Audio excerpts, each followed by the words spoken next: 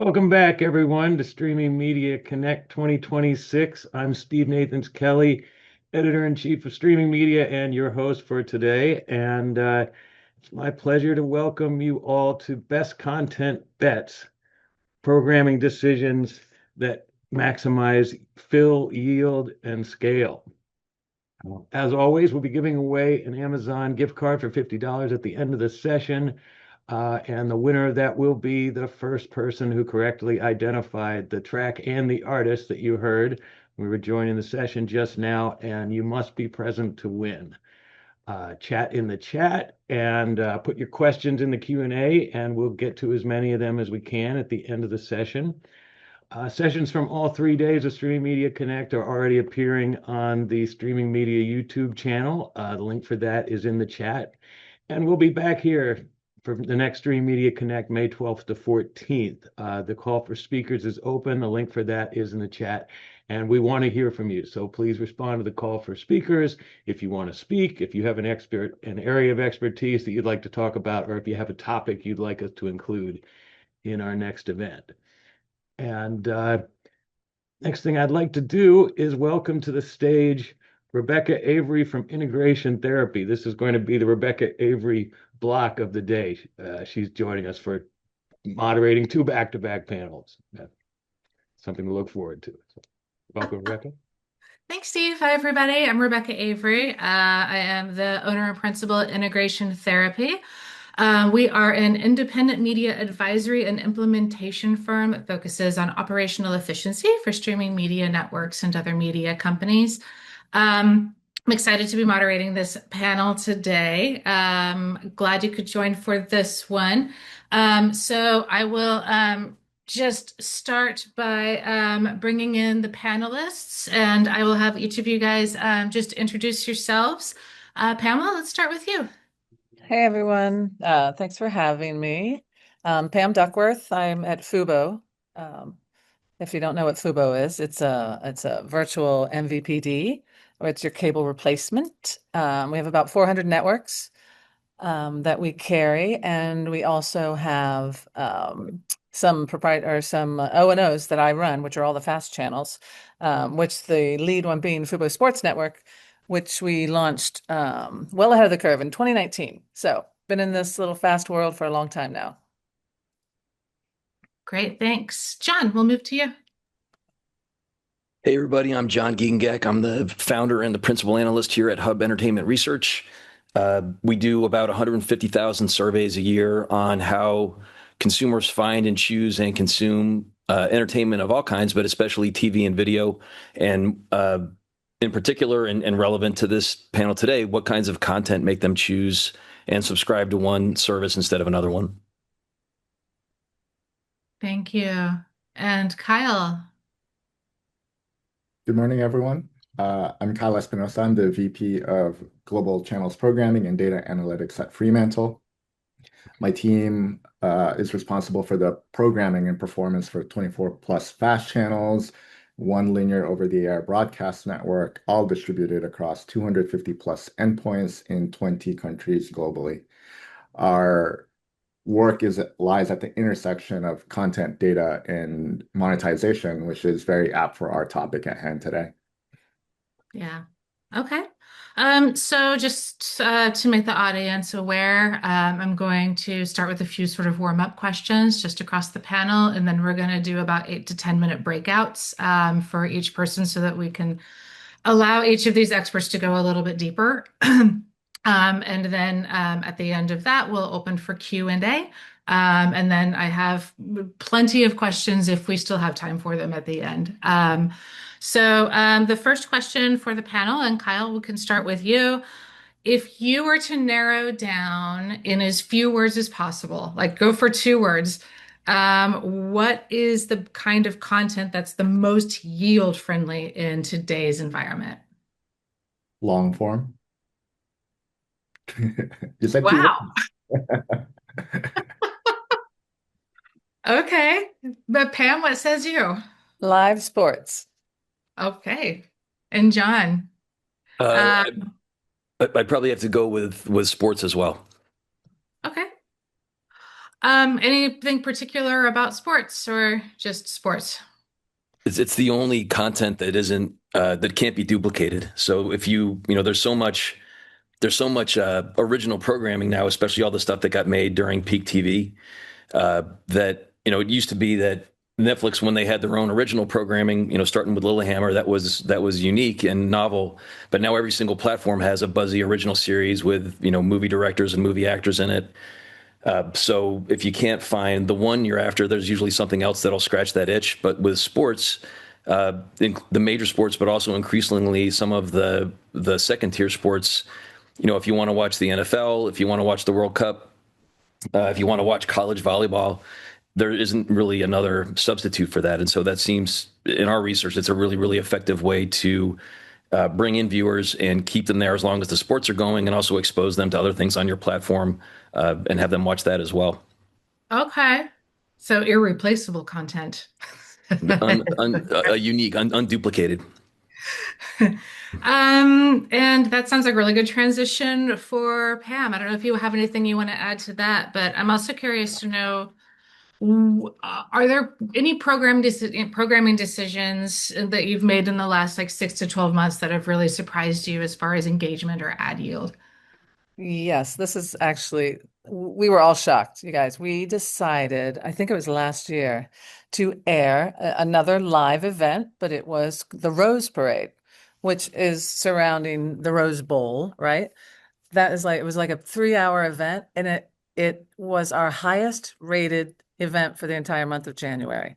Huh. Like people it was crazy. And we see, we have a lot of partner platforms, we're also on Roku, Samsung, every platform that you can think of.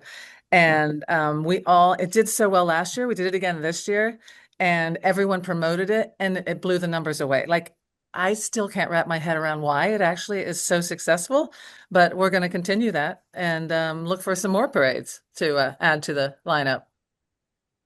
Wow. Okay. Kyle, same question.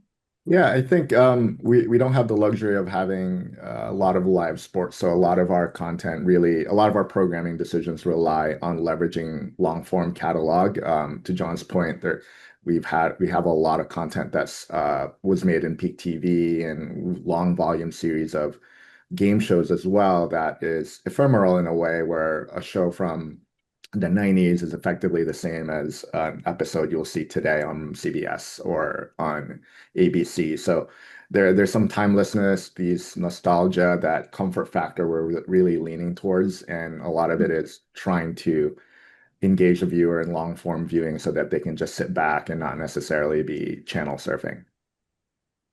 Hmm.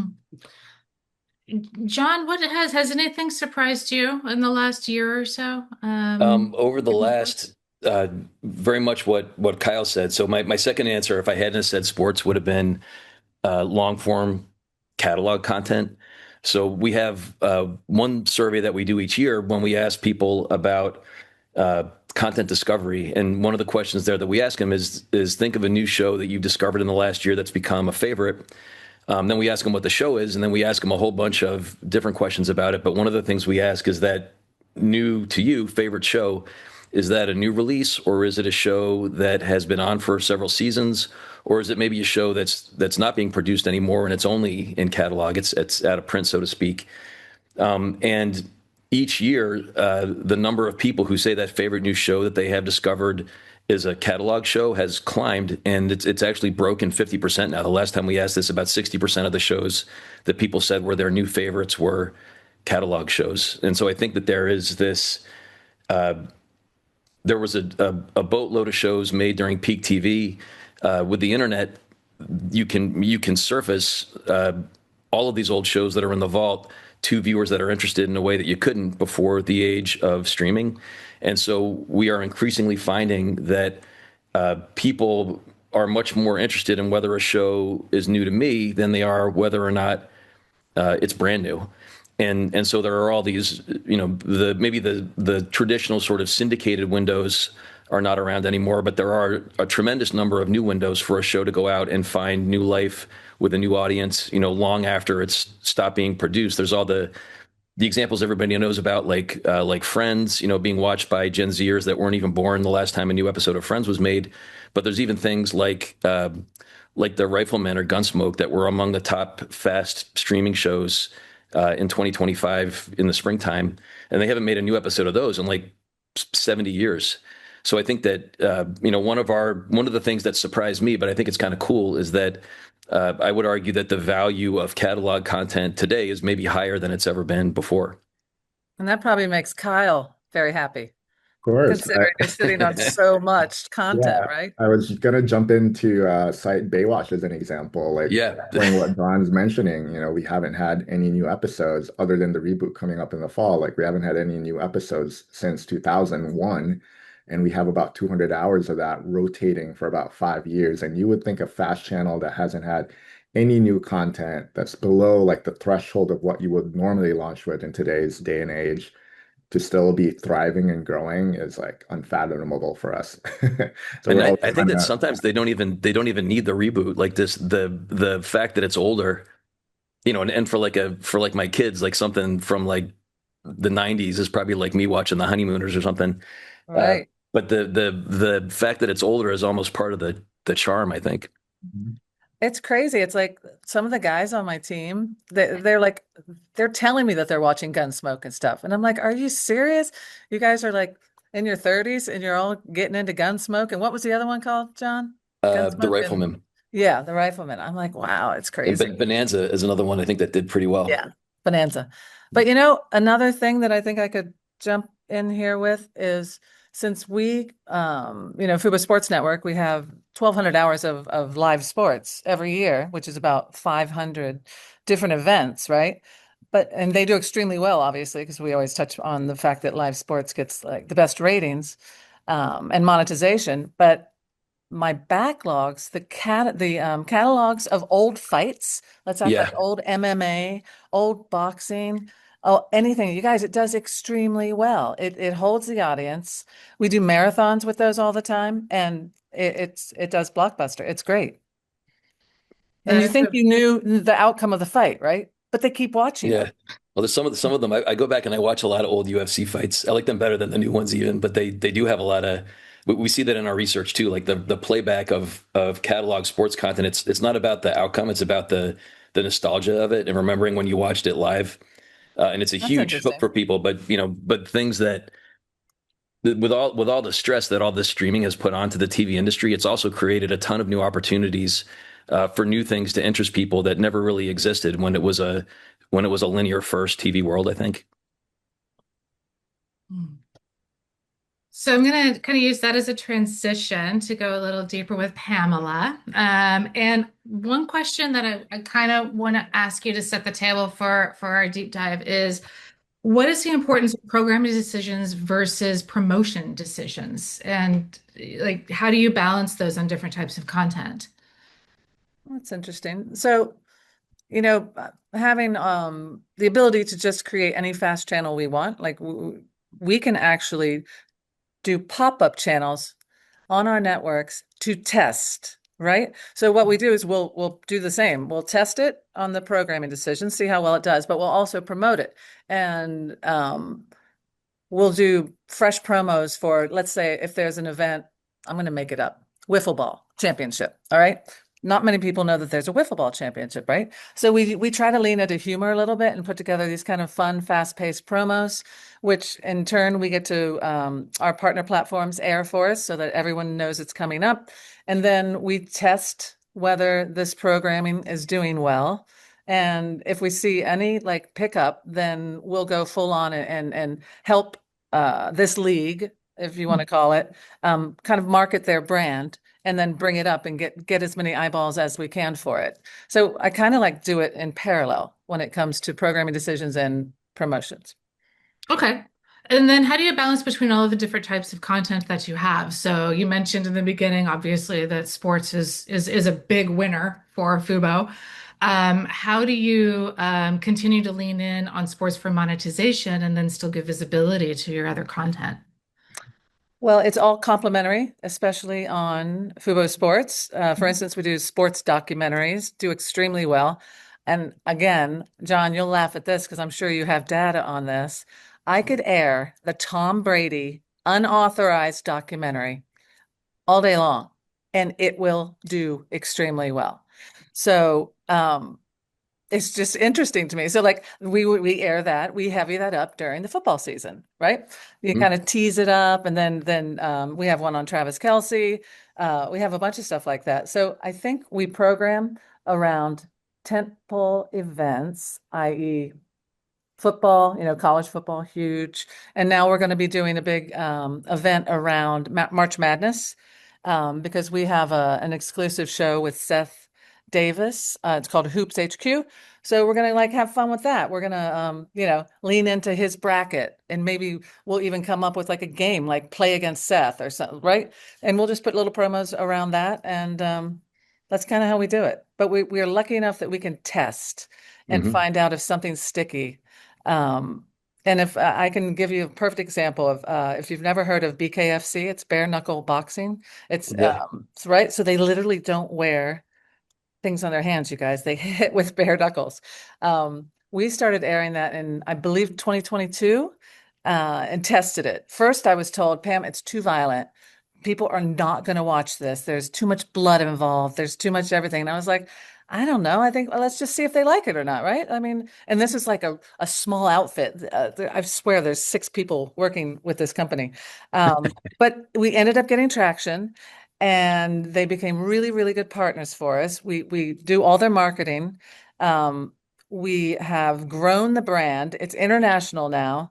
It's in the top 10 every single month of programming for us. And we also created their fast channel. We manage their fast channel in English and Spanish. We dub all of the fights in Spanish because we also have Fubo Latino. And it's working so well that we are an investor in the company now. So like we're Wow. trying to kind of look at this as a 360, to monetize. And that just happened to be like a home run for us. I'm hearing a lot of like just creativity and innovation also, right? You've talked about pop-up channels, games, different types of branding in your promotion, leaning into humor for wiffle ball, creating channels with partners, and eventually evolving even into an investor. So that must generate an enormous amount of data. Yeah. So John's probably taking notes right now. I did. it kind of makes me I wonder, saw like, you. do you have some kind of a framework or a method for how you approach generating that data and then using that data to sort of change course, especially because a lot of these can drive viewership but not necessarily ad yield, right? So, like, can you walk me through like, what is the methodology that allows you to be this creative in execution? Rebecca, I wish that I could tell you that I have a framework in it, but I am the kind of person, I've been in television for 35 years. I literally am one of those people. We have a brilliant data, business analytics team. They can slice and dice anything that we do on any channel. I can ask them anything, and I love that. And I do lean into that with them, but I am more of a gut. I make my decisions on gut, and I'm fortunate enough to be in a company that they let me do that. So I'm just lucky when it comes to just coming up with these ideas, and our CEO David Gandler, he's like, try it, like let's see if it works. And I tell my team that we come up in our brainstorming sessions with the wackiest idea. I will give you the perfect one that I actually laughed out loud. Um, my programming team, John Luffman, he's an MMA fighter himself. So I can ask him anything about all these fights, right? Well, he said, I have an idea, and I think it was Luffman who came up with it. For Mother's Day, we did a stunt, and it was female MMA fighters, and it was all library content. We put together, I could have been 4 hours, 6 hours, 12 hours, I don't remember, but he named it Tough Mother. It was the Tough Mother Marathon, which we put together this awesome promo. And again, the stunt did really well. So like I leave it open. I want people to come to me with wacky ideas, and then we'll see where we go from there. These are the things I will think of when somebody mentions Fubo forever forward. Is this and bare knuckle boxing? That's right. That's amazing. So I do want to dig in with one more thing with you during our deep dive, which is the idea of viewership versus ad yield. And it's my understanding that sometimes you can get viewership, but it's not the viewership that you want for the ad yield. And can you talk a little bit about that and what generates that and how do you solve that problem? Oh, I wish I had a solve. We all know the ad industry is, all over the place right now, especially with programmatic, right? And kind of trying to figure out your monetization on that. Um, Again, we use data and just try to track it and see if there was a reason that maybe it didn't fill during a certain block. I just rely on, again, BA to try to figure that out. And if something's, hemorrhaging, then we'll do a deep dive with tech to see if something wasn't Mhm. triggering. There's like so many different things that can impact it. But I think a really good example for you, Rebecca, would be um, we have exclusive rights to UEFA. And if you're a soccer fan, a football fan, you know that they don't put up with commercials. Like people have meltdowns if you go to commercial, even if someone's hurt on the field, you just can't do it. So that's something we have to look at and say, we have that exclusive just for our viewers, and we know we're not going to be able to do as many commercials in a 90-minute soccer match, right? So Yeah. that's a given when we go in and we actually bid for these. Again, a lot of analytics behind it, and that's really it. But programmatic, and John probably can speak to this way more than I can. Um, Programmatic sometimes is a black box to me, honestly. It's Mm. interesting. So in theory, viewership should equal ad yield, and sometimes it doesn't, and it could be anything. Okay. Yeah. Awesome. Great. Is there anything else that you wanted to talk about before I move on to Kyle? I don't think so. I think I got a lot in there. Yeah. Excellent. Thanks so much. Kyle, Hi, thanks for joining. thank you. So, Fremantle. Um, Fremantle has, as you've alluded to, a lot of catalog content, and a lot of single program channels. How do you decide when you're looking at the library, like how does Fremantle decide whether something should be a single series channel versus just a thematic channel that's mixed in with other programs?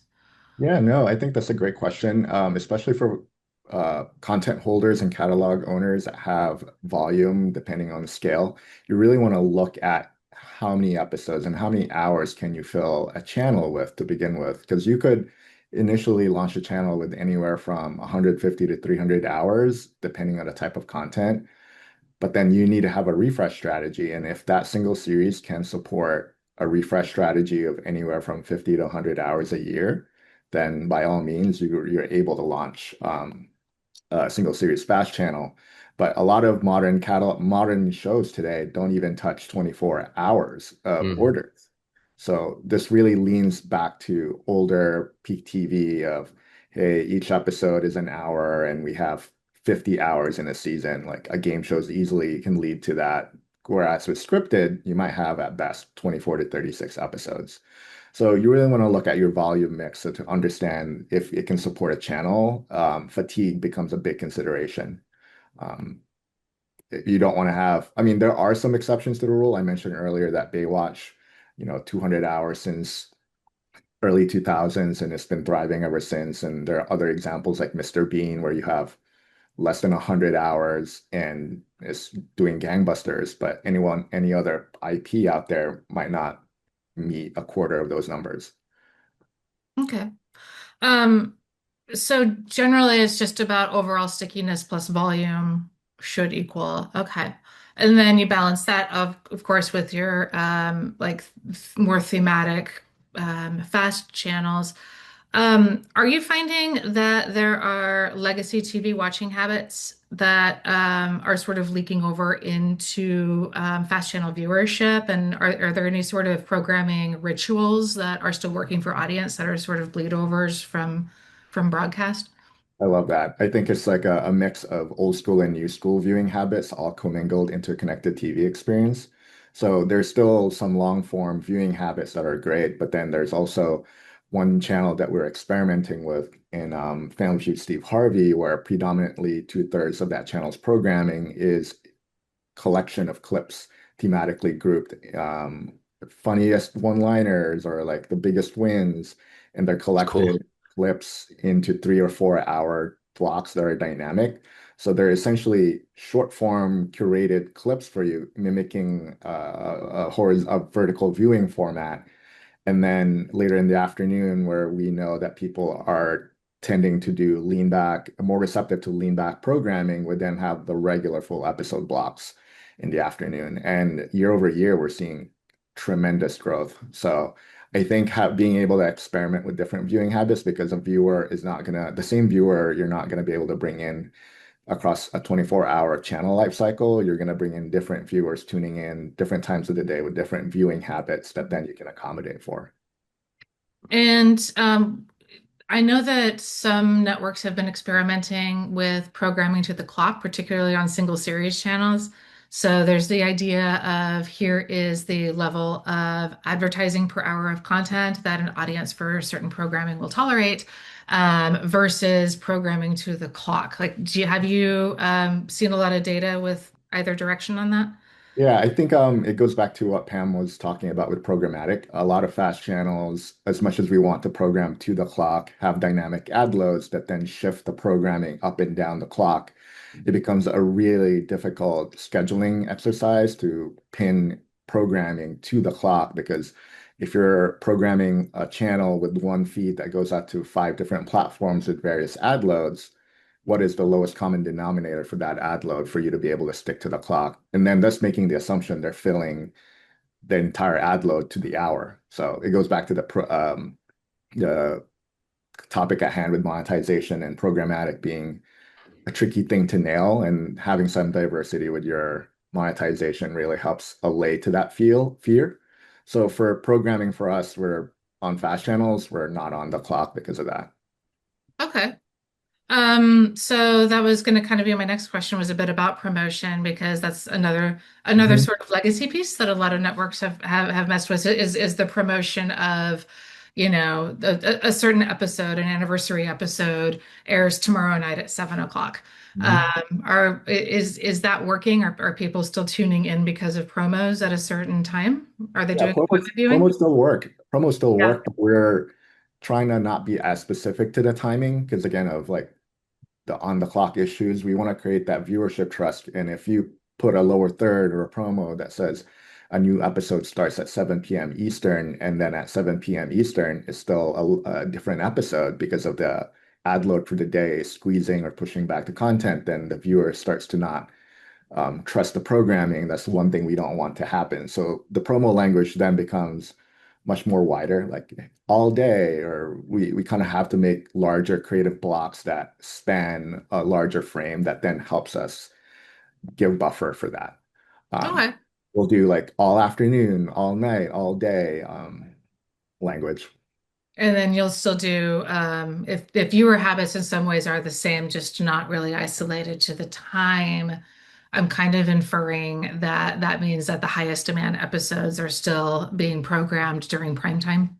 Mhm. Okay. Yeah, so like for game shows, everyone's always watching at different times. A lot of the diversity in monetization I alluded to earlier plays into how we schedule, because we have one channel that's direct response and call centers are only open from 9 to 5. And it would be a waste to put your best programming at prime time or night when call centers are open and direct response ads aren't effective. So we try to Hmm. move the schedule to accommodate the channel's monetization method. But then on other channels where it's just primarily programmatic, then we do make sure we align our data to understand, hey, is this platform catering to a specific type of viewing behavior? Is this channel on that platform that caters to that? Are all of our platforms in a specific range that we can all align programming to specific timings? Because as much as we want to have bespoke feeds for channels across different platforms, it then becomes a big financial hurdle, right? A lot of those costs start to stack up, and it then becomes what is good enough for 7 platforms versus perfect for 10. Okay, got it. The last thing I wanted to ask you about is localization. So I'm not sure exactly to what extent Fremantle has experimented with localization to increase ad yield. I was wondering if you could talk about that a little bit. Yeah, we're primarily a lot of our catalog content and our fast channels are relying on English speaking content. We are working with German shows in Germany and have been experimenting with scaling catalog content in those regions for a while, but the technology wasn't there when we were first investigating. Mm. It's the same issue we have with LATAM as well, where we have a robust catalog for dubs and subs. Sorry, for content that can be dubbed and sub, but then the cost benefit to ratio for converting and localizing versus the local markets advertising market wasn't quite there yet for a great ROI. And now we're starting to see that, so we're re-engaging those conversations, and that's why Germany is one of our first forays there because it's easy enough for us to double check. We have the great volume, the ad market's pretty decent, so Okay, so it's technology plus timing. That's been yeah. your variables. And I wanted to mention something about you. You made a comment about viewership um, correlating to advertising, which is not what we're seeing. We might see, 2 million hours a month on a specific channel, and you'd think your revenue would rise up as well from a platform. But if your monetization model on a platform is rev share 50/50, and then the platform's fill rate isn't that great, you're going to see declines month over month, despite viewerships going up month over month. So they've been that viewership to monetization relationship has been broken for like the past 2 years now. So that's why diversity of our monetization has been very important for what we're doing now. That's such an important point, right? As we talk about if the ads are filling, if there's yield, then that must mean that there's revenue. But of course, the whole monetization model is, Mhm. yeah. And a lot of companies are 50/50, and a lot of companies have the combination of 70/30 and 50/50 stacked on top of each other. And then what's Yeah, revenue, and then what's your profit at the end, which is really the yeah. industry challenge, right? No, and there's a push to reclaim inventory or do buyback at favorable rates and really try to squeeze out margin and different possibilities and take back ownership because you can't rely on a platform monetizing in your best benefit when they're operating O&Os that they can funnel premium demand to. And then you just get leftover or not premium demand and thus lowering CPMs. If you have good fills, but the demand is of middle quality, Hmm. you got, yeah. So this is sort of shedding some light on how you think about O&O versus acquired content Mhm. when you're reporting. Interesting. Yeah. Thank you. Yeah. So John, what do you think about all this? You're at the end of all of it, seeing the data. I think the stuff that's happening, especially with fast content, is one of the most interesting things that's happening in the industry right now, uh, and especially I think the ability to take content that it kind of reminds me of like the early days of Netflix. When you think about Netflix before they had any original shows, all they had was all the stuff that the networks sold the rights to that they thought nobody would want to watch. It was kind of like the online equivalent of the blue bucket at Walmart with the $5.99 DVDs in it. But then Netflix took it and reorganized it in a way, graphical or with sort of unexpected categories. And everybody pays attention to their original shows now, but people forget that whole company was built, up till 2011 with no originals at all. And just hearing the other folks on the panel talking about sort of the ingenious ways that you can take this older content and make it new. So like I didn't know about the splitting up the Family Feud into sort of thematic clips, but that's like the biggest no-brainer that I ever heard. That's going to make the Family Feud relevant to people who probably never would be interested in the Family Feud before, or taking like a viral sport like bare knuckle boxing that didn't have a polished presence but had a very big online viral presence, a very engaged community of people that were interested in it, and turning that into something that's more made for primetime TV, more professional. That's another huge no-brainer. I think that is exactly what the TV industry needs, which is breaking this 70-year-old sort of template for 30 or 60-minute shows with ad pods in the middle. And the shows sort of follow a similar format. We don't have to do that anymore. And especially if you want to engage people that are used to watching TikTok or Instagram, and they don't have the same paradigm in mind for what watching TV is all about. I think all of these things are really cool ways to adapt what TV means to the next generation of viewers. And what Pamela was saying about really not having sort of a systematic way that she thinks about how to promote these, I actually think that that's the way that it should be, because the ability to kind of experiment and move quickly and have pop-up channels around events, that's kind of the superpower, I think, of FAST today. And if you slowed that down by thinking about things too much instead of trying them, I think that would be leaving a lot of opportunity on the table.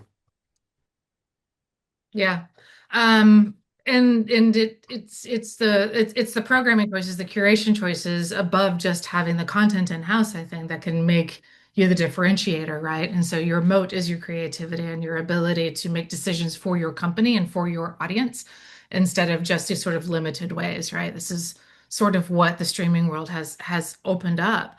And when it comes to this, the catalog content that is a bit everywhere. Like some of these shows are owned by 3, 4, 5 major platforms, but they're performing very well on one over the other sometimes.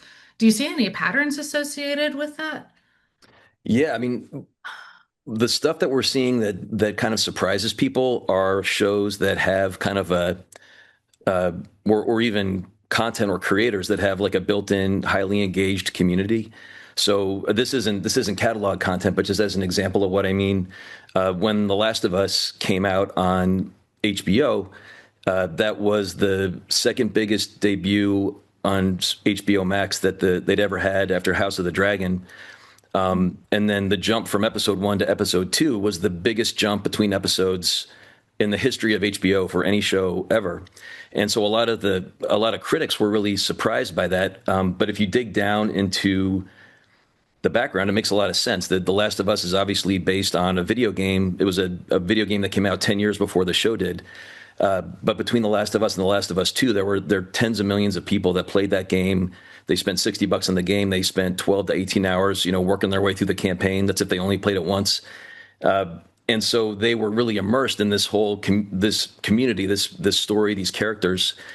And so, of course, if someone goes and puts that on television, they're going to come out of the woodwork and sign up for HBO Max and come in order and watch it.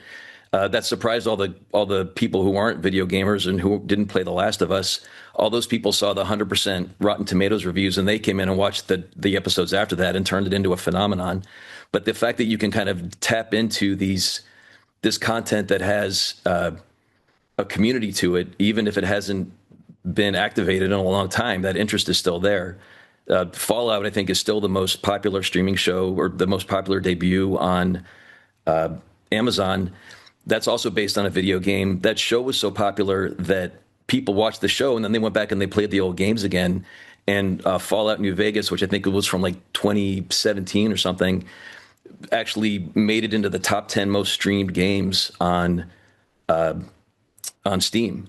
So that was a game that had been out of production for years. Nobody was playing that, but just tapping into that community, reminding them about the IP and the story and the characters that they care about was enough to generate this brand new audience, and it outperformed lots of brand new games. So I think that the opportunity, especially to find the passionate communities that exist around some of this catalog content, like a Gunsmoke, that's a huge and almost completely untapped opportunity in TV right now, I think.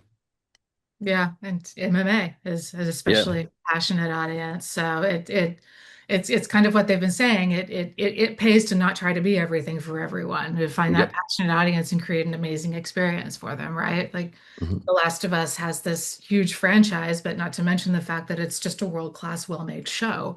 Content is king. Yeah, but I think it's all about the sort of the imaginative. That we have a survey on FAST that's in the field right now. But one of the things that we're looking at is, will people be more likely to watch a show if it's like a streaming, FAST show, if it's live streaming a network brand, or if it's live streaming a genre So if you think about like the Walking Dead, same show, you can package that up a bunch of different ways. Is it better if it's an AMC Networks thread, or is it better if it's horror, or is it better if it's zombies, or is it better if it's The Walking Dead or Daryl Dixon, The Walking Dead? Because all of this content you can spin the Rubik's cube and surface it to people in different ways. And our data suggests that there's a huge difference in the appeal depending on how you surface that piece of content. That's why I thought that idea about breaking the Family Feud up into clips is so smart and interesting, because that takes a show, but you break it up into like the best one-liners, the best, most outrageous, like accidentally dirty things that consistent said on the, and you'll get a whole different set of people that will watch that than would tune in to watch an episode of the Family Feud. Fantastic. Okay. So I don't know, John, if there's anything else you want to talk about before I move on. We do have a question from the audience. So this will be, I think, for everybody, because I think all three of you might actually have different perspectives on this, but how far in advance are the best performing programming decisions typically made? I'll start with Pam. How far in advance? I don't think I have a good answer for that, because I've already given you my playbook, which is just my gut. I imagine it depends a lot on the content, right? If it's timely content, then when it happens, and then a lot of programming teams try to get between 2 and 4 weeks out on a programming calendar for library content, but are always flexible to the real world. Yeah, we make pretty real-time decisions, honestly. We have 8 fast channels that we manage here, 8 plus now, I think. And I think we put 2 weeks in advance is how we schedule, but we have the ability to change that, put it that way. That's kind of how we map it out. If something's tanking, we'll just take it off and put something that we know will lift that block, and kind of just, so we manage it in real time. So it's taking advantage of all the flexibility. Yep. Yeah. Kyle, how about at Fremantle? Yeah, Like, how often are you making last minute changes? no, of course. I mean, from traditional broadcasts, last minute changes is like the classic tactic there. But for Fremantle, since we don't own a platform, we have to leverage content calendars that platforms do provide us and try to piggyback off of those. A lot of our strategy is leveraging earned media spots to really gain discoverability and stand out from a lot of our competition and a lot of what consumers will pick against us. If we're able to align with what a Roku or an Amazon are promoting, like for specific niche holidays, then we're able to stand out, because discovery becomes a big play for programming, because there's 300 channels per platform, multiply that by however many platforms. How is the viewer going to be able to find the Family Feud Harvey channel, or Places and Spaces, or our male lifestyle channel? So being able to leverage for earned media spots, and those are definitely scheduled out almost a year in advance, so like we can plan out. But we need to, what Pam was saying, like we need to have flexibility for last minute decision making. And if there's a live show production that we can synergize with, then we'll do that last minute as well. Or if one of our partners from the channel side, like Jamie Oliver, has a book that he's releasing and is doing a media tour, we'll then change the programming to align and then spotlight him and make the channel a barker for a lot of his efforts. So a lot of the programming decisions basically are long range with the ability to pivot on the dime. Okay. John, is there anything you wanted to add? One thing that we've seen people really respond to in our research are kind of the reactive programming decisions that happen in real time. So, I remember like when Coolio died, and I forget who it was, but they had a pop-up, fast channel of like Coolio videos and that movie that he made with Michelle Pfeiffer where he taught her to breakdance. There's all kinds of things that happen in the real world that will suddenly make a lot of this catalog content really relevant to people, like Prince Andrew getting arrested, and then suddenly people have a rejuvenated interest, and they'll go look around, and they'll try to find things on the Royals or find the old documentaries But it's also a perfect opportunity to just have a pop-up fast channel that puts all of that stuff in one place for them, because even though they weren't looking for that a week ago, there's going to be a lot of people looking for it right now. And that sort of flash interest, you can capitalize on that today in a way that you couldn't, even a few years ago. Yeah. Right. The next question I have, because we've been talking about there's the revenue deals, right? And there's the cost of spinning up channels. There's all of these things that really factor in, I think, ultimately to programming decisions, and how they're going to translate to the profit line. But we haven't talked quite yet about business model.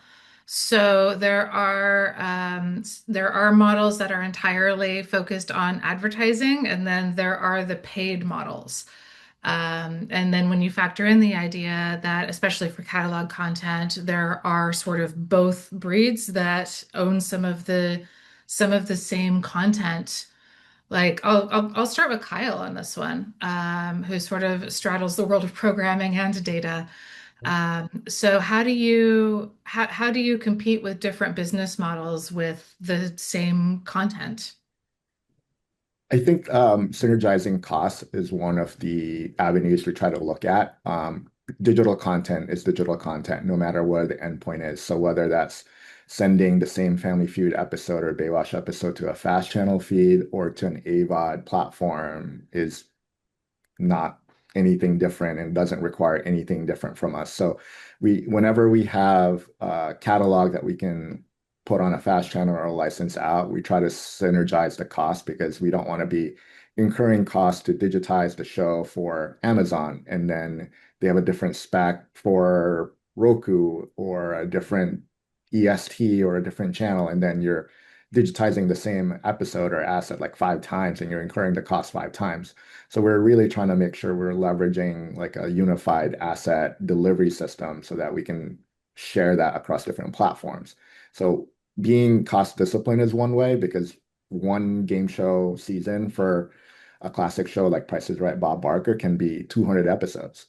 So you think an episode might be, $50 to digitize, but then multiply that by 200 times 50 seasons or whatever, then that can spiral.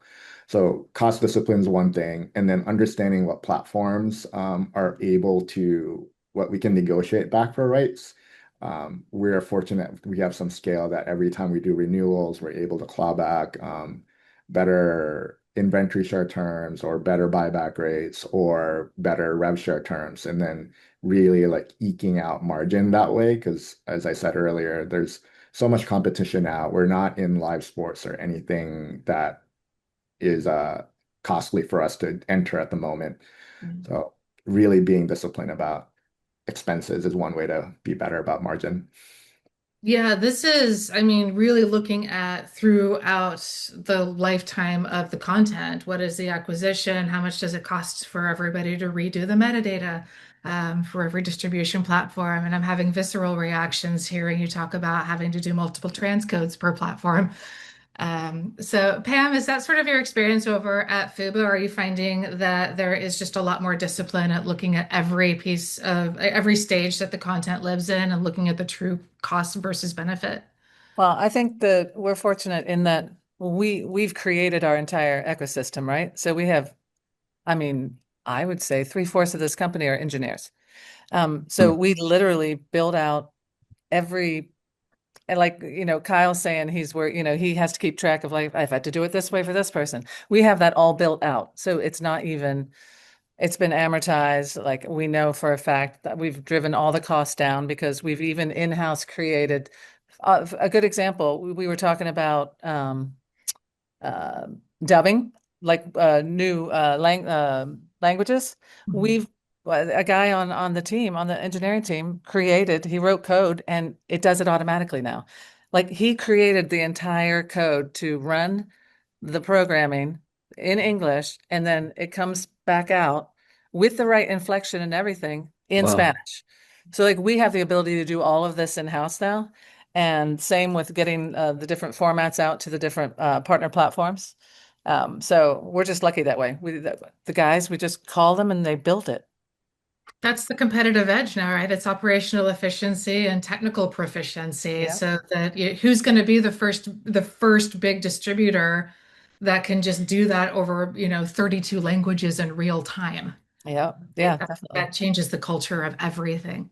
There's a ton Really, of AI startups that are proposing. I mean, I meet with them weekly, right? I just get called. It's like, you want to do this? We can, like you said, we can do it in 32 languages and have the proper inflection, especially when you're doing a live sport, right?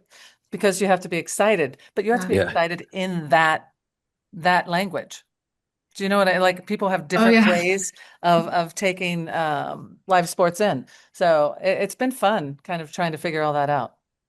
It's moved so fast. I remember 5 years ago having conversations about how there's this machine learning, but it still can't tell the difference between somebody walking into a surprise party or somebody walking into a mass murder. They just know that there's big emotion. Yeah, that's funny. Yep. John, is there anything you want to add? About what was the Yeah. question from? So it's about I was asking about we did kind of evolve into the relationship between like operational efficiency and Yeah. technical intelligence and ultimately getting viewer engagement through that. Like there's all of these operations and technology things that are happening at companies, but how is that actually translating to the ultimate goal of the companies? Yeah, I mean, so just thinking about ad-supported TV in general, when Netflix first came out with ad-free streaming, and that was the big novelty, and everybody was thought that no one's ever going to watch ads on TV again unless you like hold them by the hair and point their face at the screen. But that really overstated it to begin with, and now, especially as the cost of streaming keeps going up, every single subscription and just the cost of everything is bigger. The tolerance that people have for ad supported content and especially for free ad supported content, that's going up too. So there are a lot of people who wouldn't sign up for a new subscription, but then they do if they can get it for less money with ads, or better yet, if it's free with ads, the way that social media is. And the other thing, sort of, if maybe this gets at the operations side, is that one of the things that has the biggest impact on people's tolerance of ads is if the ads are relevant to them, and if the ads are relevant to the content that they're watching. So, for instance, in our ad study, we have a couple questions we ask about a platform that people watched on, and we say, does this platform in general, does it have more, in your estimation, does it have more ads or fewer ads than others, or is it about the same? And then we also say, was the number of ads you saw reasonable? And they could say, yes, it was reasonable. No, it was too many. It was unreasonable. And we found some really interesting things, like on Discovery Plus, for instance, that has a lot of HGTV and Food Network, where the ads that you see are totally relevant to the content most of the time. People say that Discovery Plus they think it has more ads than other platforms, but it also has the highest number of people who say that the ads are reasonable. So even though there's more ads, people think that the ad load is more reasonable than some of the platforms that they watch that have fewer ads. So there's a lot of opportunity in matching the ads that people see with the content that they're watching, and matching it with the people themselves, and people will happily tolerate higher ad loads, and they'll actually feel like they had a better viewing experience than if they see fewer ads on a platform but the ads aren't relevant to them. Oh wow. Yeah, that is a big metadata operations push is how do you get the content data and the ad data to play nicely to raise the potential value of the ad inventory, right? Mm-hmm. So, but the comment that you made about audiences are starting to tolerate more ads and that apps are getting a little bit more expensive. This is sort of parallel to the rise of cable TV, right? Are we repeating ourselves here in media? Uh, I think we're kind of, it's definitely sort of circulating back towards something that looks a lot more like cable, where when streaming was new and novel, people wanted to make their own bundles and kind of cobble together their own, little fiefdom of streaming services and go from one to the other. The blush came off of that rose pretty quickly as people use more and more streaming platforms. Even besides the fact that that's expensive, just the mental bandwidth required to kind of use them all and remember what's in each one and remember, the shows that you wanted to see on each one, or remember where the show you started watching lives. That's all rapidly becoming very difficult for people. And that's driving a lot of this interest that we see in bundles, but it's also driving a lot of the growth, I think, in ad-supported TV, because people are confused and they feel like if I'm only going to use this platform, occasionally, do I really need to spend the extra money to have it be ad free? Or even better yet, how much can I get away with just watching and pay nothing and see ads, especially if the ad loads are, they're reasonable, and even on fast platforms they're a lot less than they are on regular old linear TV. So how is this going to evolve in the next 12 to 18 months? I think there's going to be a lot more growth in fast, especially as companies get better at doing, things like what both the other panelists have mentioned, kind of being imaginative in how you use this content, tapping into the fact that even these smaller sports, nobody's going to be able to afford like the NFL or the NBA besides Google and Amazon pretty soon. But there are a lot of these smaller sports that have rabid followings, and they're just waiting for somebody to kind of turn the key and make it so that those are easy to watch and easily accessible, and that you don't have to go pirate it off the internet. You don't have to buy and pay for some really obscure streaming platform. You can watch it on a free streaming service. I think it's at the nexus of these two things that are colliding, which is one, that people don't want to pay so much for TV anymore, and also that catalog content is just as good as brand new content today for many parts of the population. Yeah. Pam, what do you see evolving in the next 12 to 18 months? Same thing with fast. I think fast has graduated, I guess, if you want to think of it that way. Yeah. Everyone thought it was just crappy stuff that no one wanted, but because we've been at it for so long, we're figuring out what people want to watch. And I think it's going to continue. I'd be really excited if we figured out programmatic a bit more. Just what can we do to fix that? And that would, Kyle would 100% agree with me. Trying to monetize all that stuff. That's the trick. What do you say, Kyle? No, for sure. I definitely agree wholeheartedly. I think we are generating the hours. Like, no one can deny that people are watching fast connected TV. It's just more like, how are we monetizing? Like, fill rates are in the 18 to 20s. And even if you had premier demand sources with those fill rates, there's still money on the table being left. So in terms of what I would like to see the fast connected sphere evolve, essentially just that migration of ad dollars from linear to connected TV, and a much more robust understanding of that market. Like, if Pam, who's a experienced veteran, like, thinks it's a black box, like, what about people that are less in the know-how? Like, how do you navigate a market that there's no information on? So a lot of transparency hopefully will lead to a rise in CPMs and fill rates, and then we can be funding a lot more content and not relying on catalog or cheap stuff. Amazing. We'll have to leave it there. Thanks guys so much for joining. It's an exciting time. We are a mature industry now, so looking forward to seeing growth. And thank you, Steve, for having me, and thanks everybody for joining. Thank Yeah. you. Bye, Thanks, everyone. guys.